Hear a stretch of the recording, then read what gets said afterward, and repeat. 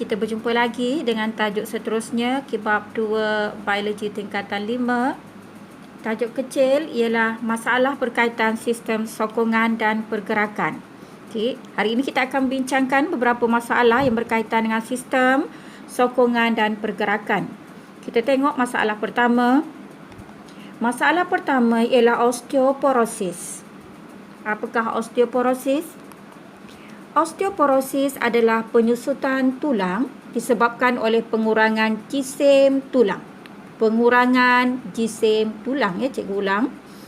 Di mana tulang akan menjadi ringan dan poros serta menjadi lembut dan rapuh. Tengok gambar rajah di atas. Ini adalah gambar rajah tulang. Bagi pesakit osteoporosis, di mana kita tengok kat sini, kita dapat rongga-rongga pada tulang pesakit ini. Dan ini menunjukkan bahawa jisim tulang ini semakin mengurang dan tulang ini akan menjadi lebih rapuh. Lebih poros dan juga rapuh ya. Kita tengok apa puncanya.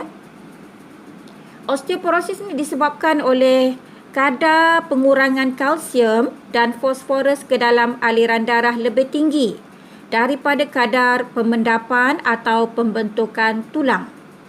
Dan biasanya berlaku kepada individu yang kurang pengambilan kalsium dalam diet harian mereka dan juga kurang pengambilan vitamin D dalam diet mereka ya.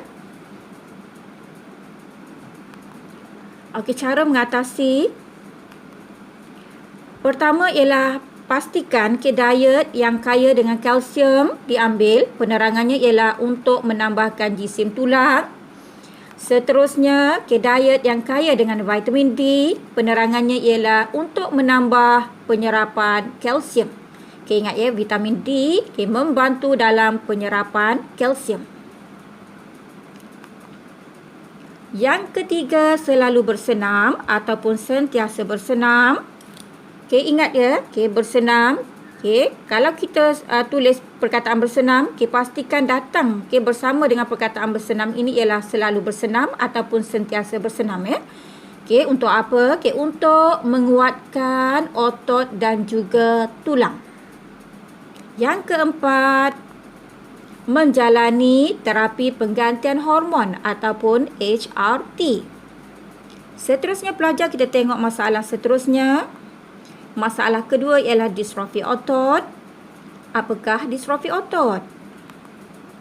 Distrofi otot adalah penyakit yang menyebabkan otot rangka merosot secara perlahan-lahan.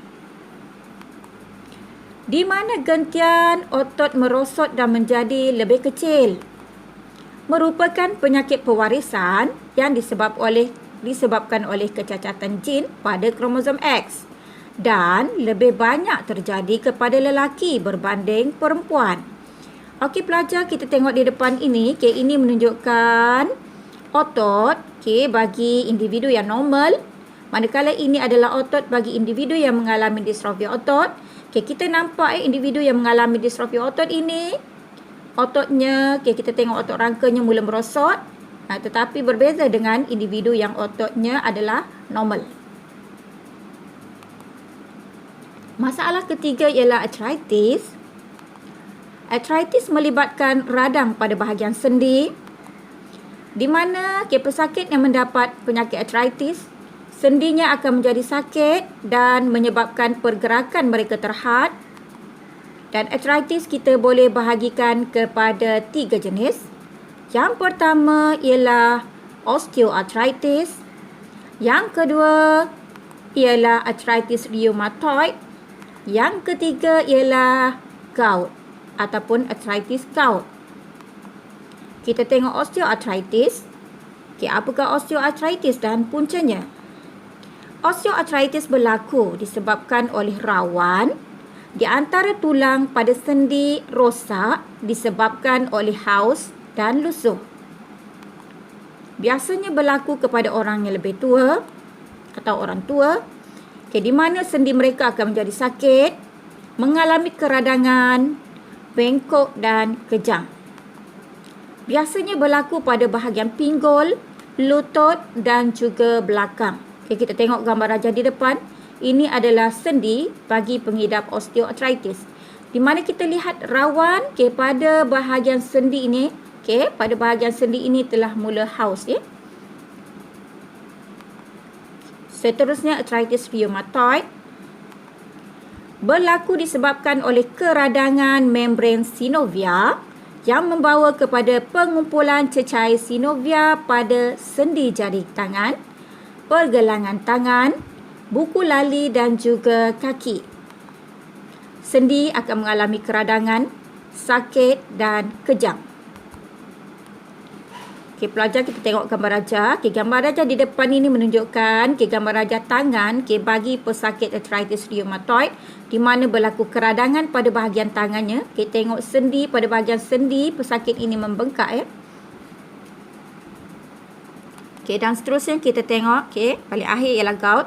Apakah gout? Gout disebabkan oleh pengumpulan asid urik di dalam sendi. Sendi mengalami keradangan dan sakit. Lebih kerap berlaku kepada lelaki. Rawatan yang boleh diambil, kita masuklah mengurangkan pengambilan protein dalam diet dan mengambil ubat untuk mengurangkan keradangan dan mengurangkan asid urik dalam badan. Kita tengok gambar raja di sebelah.